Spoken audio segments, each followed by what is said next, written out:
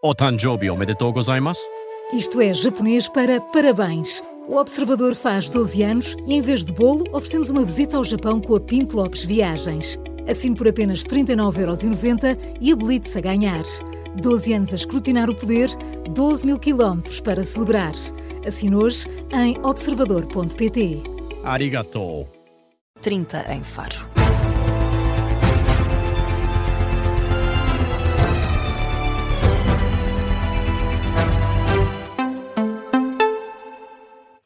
Jornal das 9, com Martim Madeira e Martim. 6 pessoas foram detidas nos protestos junto à Assembleia da República. A força de intervenção foi mobilizada para a escadaria do Parlamento. Já depois da manifestação da CGTP ter terminado, um conjunto de pessoas provocaram alguns desacatos com as forças de segurança.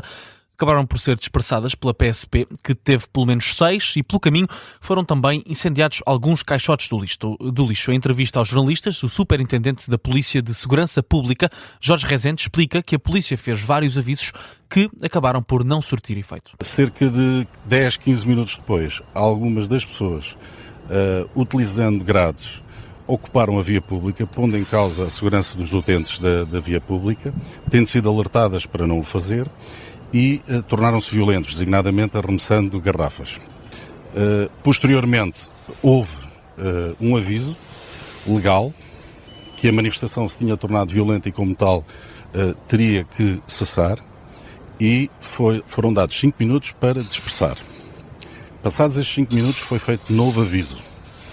Passados 3 minutos foi feito novo aviso. Tentou-se de todas as maneiras que as pessoas cessassem aquele tipo de comportamento e abandonassem o local.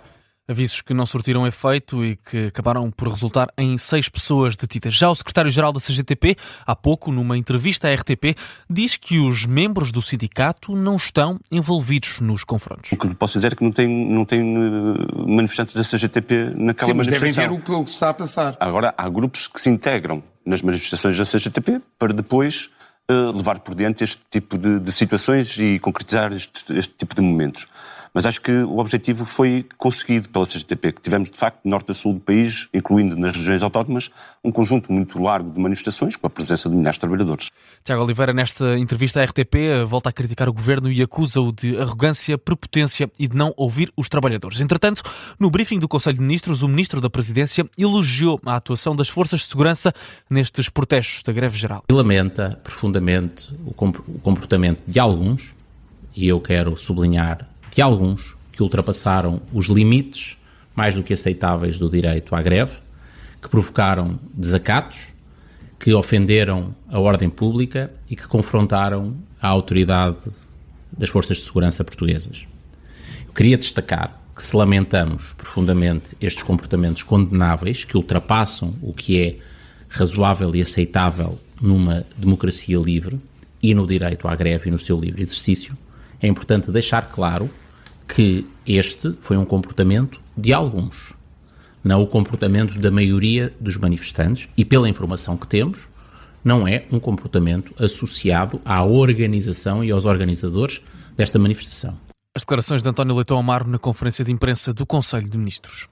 A Ministra do Trabalho diz que o recurso ao teletrabalho dificulta a análise da adesão à greve. Maria do Rosário Palma Ramalho falou aos jornalistas no final do Conselho de Ministros. A Ministra, com a pasta do Trabalho, diz que a adesão foi residual no privado e que na administração pública foi de 23%. E diz também que o teletrabalho dificulta uma contabilização da adesão a esta greve geral. Alguns setores comunicaram que também tinham recorrido largamente ao teletrabalho, pelo que muitas ausências não podem ser identificadas como adesão à greve, mas sim como trabalho à distância, que é hoje, como sabem, uma realidade dos nossos dias.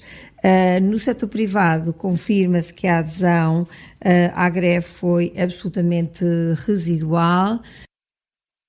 Maria do Rosário Palma Ramalho aos jornalistas no Campus 21, depois do Conselho de Ministros desta tarde, em que adiantou ainda que cerca de metade dos alunos não conseguiram realizar a prova de aflição de hoje, que na saúde só se realizaram 25% das cirurgias programadas. Antes, já Luís Montenegro tinha falado aos jornalistas para desvalorizar esta greve e criticar o recurso a este instrumento. Apenas me parece, como cidadão, como português e como Primeiro-Ministro, que todos temos uma responsabilidade, e a responsabilidade também integra aquilo que são as consequências dos nossos atos. A consequência desta greve, no final deste dia, parece-me que passou apenas por prejudicar a vida de muita gente, porque as posições políticas que queriam ser transmitidas já eram conhecidas, já eram, afirmadas por estas estruturas há bastante tempo. Luís Montenegro aos jornalistas depois de ter reunido o Conselho de Ministros. O secretário-geral da CGTP aponta dados no sentido inverso e diz que a participação na greve foi idêntica à de dezembro do ano passado. Uma adesão significativa, diz Tiago Oliveira. Não há números globais. O líder da Intersindical fez apenas referência a alguns setores e empresas, mas também no setor da saúde. Hospitalização privada. Impactos significativos nos Lusíadas, Amadora e Lisboa, no Hospital CUF em Sintra, no Hospital Luz, em Lisboa. Setor do têxtil e calçado. Empresa Mabera, 99% de adesão. Tiarfil, 95% de adesão. Os números foram acompanhados de críticas dirigidas ao Governo por insistir neste pacote laboral. E no explicador desta tarde política ficámos a perceber que o número de adesão e de fidelização aos sindicatos tem diminuído nos últimos anos. O poder e a influência dos sindicatos têm perdido força na sociedade, é o que diz Elísio Estanque, especialista em estudos sociais e em sindicalismo, no explicador desta tarde política. Elísio Estanque explica as razões pela baixa adesão. Há uma variedade enorme de razões, desde logo o próprio sistema laboral mudou radicalmente, quer dizer, hoje em dia as estruturas da economia são muito mais fluídas, são muito mais instáveis, há deslocações de uma forma muito mais permanente, a sociedade no seu conjunto entrou num processo de mudança, de aceleração, de instabilidade, os fluxos migratórios, a precariedade no trabalho, a fragilidade da relação entre o empregado e o empregador. O especialista sublinha também o baixo interesse por parte dos jovens que tendem a não se identificar com o sindicalismo atual. Já André Azevedo Alves, professor na Universidade Católica e colunista no Observador, afirma que mesmo que os sindicatos sejam instrumentalizados por partidos de esquerda, o Chega tem-se aproximado de algumas ideias sindicalistas. Vamos ouvir então essas declarações no explicador desta tarde política. O Chega, nomeadamente, que é o elefante na sala no caso português, portanto, quando falamos de partidos populistas ou movimentos populistas, é claramente neste momento o Chega que está em cima da mesa, tem aqui procurado conjugar aspectos diferentes. Quer dizer, por um lado, a entrada em alguns movimentos sindicais, que eu acho que é uma estratégia que tem sido parcialmente bem sucedida, e há variações setoriais importantes. Se pensarmos, por exemplo, nos enfermeiros, na polícia, nas forças de segurança, há claramente um peso bastante grande do Chega. Noutros setores, eu diria que provavelmente menos. Os dois especialistas relembram que é muito pouco provável que o Estado tenha acesso aos números concretos de quantas pessoas aderiram à greve geral de hoje. No futebol, Nelson Semedo diz que o número de jogadores convocados para a mesma posição só reforça a competitividade. Nelson Semedo foi o porta-voz da equipa nacional no dia de hoje. O lateral direito diz que o número de jogadores convocados para a posição que o próprio joga significa que só reforça a luta interna dentro da seleção. Acho que só traz coisas boas para a seleção e nós termos essa qualidade e competitividade dentro do grupo vai-nos fazer ser melhores e depois transportaremos isso para o campo e fará com que todos, tanto na minha posição como nas outras posições, demos o máximo de nós para estarmos ao melhor nível para representar a seleção. Nelson Semedo, que garante que está em boa forma física e diz que Portugal tem que ir pensando jogo a jogo durante a competição. A Seleção Nacional concentrou-se hoje para preparar o jogo amigável com o Chile no sábado no Estádio de Jamor, já a pensar na preparação para o Campeonato do Mundo que começa já para a semana, dia 11 de junho. Martim, vamos também atualizar as notícias de âmbito local. Saiko, que é, vamos em japonês, em Oeiras, a nova sede da Câmara Municipal, já custou mais de 71 milhões de euros. A obra com o nome de Fórum Municipal de Oeiras começou a ser construída há 5 anos e desde então o custo já superou em muito o valor inicial da construção. A sede começa a ser ocupada no início deste mês, mas a conta deverá continuar a aumentar. Esta é mais uma obra pública em que o valor inicial do contrato foi sendo revisto e alargado ao longo dos anos com novas alterações e despesas associadas. visitantes.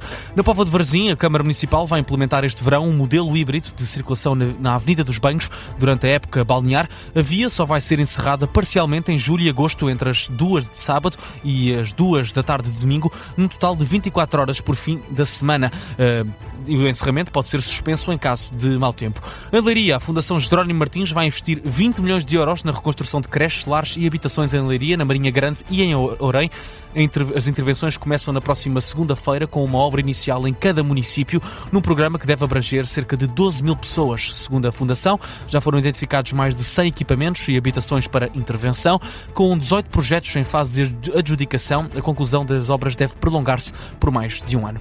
Em Santarém, o Festival Nacional de Gastronomia foi eleito o evento do ano da região Tejo. Este prémio, atribuído pela Associação de Municípios Portugueses do Vinho, assegura a passagem do festival a uma nova fase, onde vai representar o território numa competição a nível nacional. No ano em que o festival comemora o seu 45º aniversário, o presidente da Câmara Municipal de Santarém referiu ser um orgulho para a cidade a distinção e lembrou ser este o mais antigo festival gastronómico do país. O evento vai realizar-se este ano entre os dias 22 de outubro e 1 de novembro na Casa do Campino. Em São João da Madeira, arranca hoje a edição A Cidade no Jardim. Ao longo de 5 dias, associações e instituições da cidade voltam a reunir-se no Jardim Municipal de São João da Madeira. O evento decorre desde 2003 e atrai cerca de milhares de visitantes. Termina no dia 7 de junho. No Barreiro irá ocorrer uma festa que junta música, teatro e exposições na Associação de Desenvolvimento, Artes e Ofícios, Adão. O evento tem nome This Dinosaur Kills Fascists and He is Happy, ou seja, a tradução é Este dinossauro mata fascistas e está feliz, e vai estar bem aberto ao público no dia 6 de junho deste mês, com entrada gratuita. A Maratona Cultural vai ter início às 4 horas da tarde e irá até à madrugada do dia seguinte, com uma duração de 14 horas. Notícia de fecho do Jornal das 9.